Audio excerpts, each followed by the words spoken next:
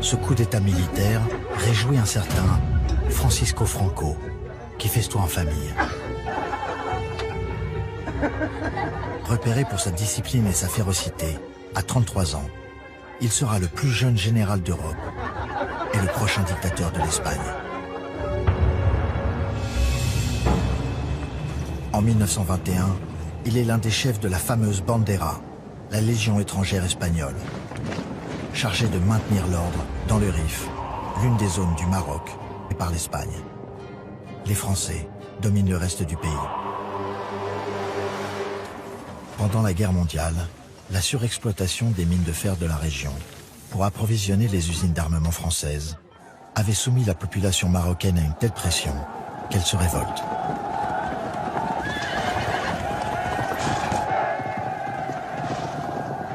Un chef nationaliste se révèle au monde arabe. Il s'appelle Abdelkrim. C'est un fin lettré, d'une 50aine d'années. Il a réussi à unifier les tribus autour de lui. Il commence par infliger une défaite cuisante aux Espagnols, à la bataille d'Anoual, le 21 juillet 1921.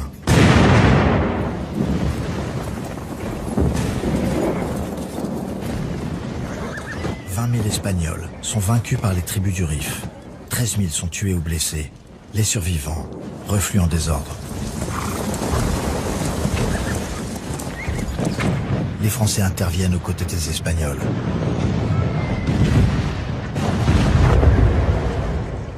Est-ce le début de la fin de la colonisation?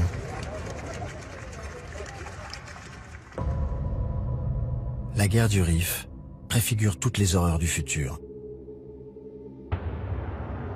Ici, un soldat marocain de l'armée espagnole a décapité son frère insurgé.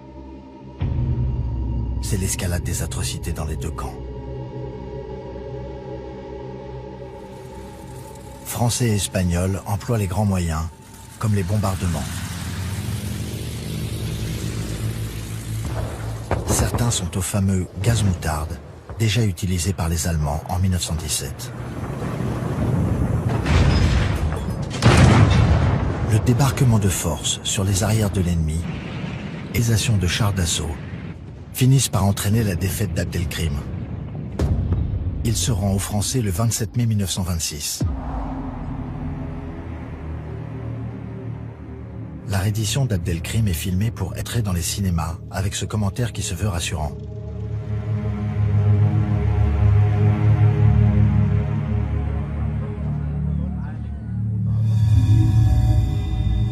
La guerre du Rif inspirera tous les conflits de décolonisation en Afrique et dans le reste du monde.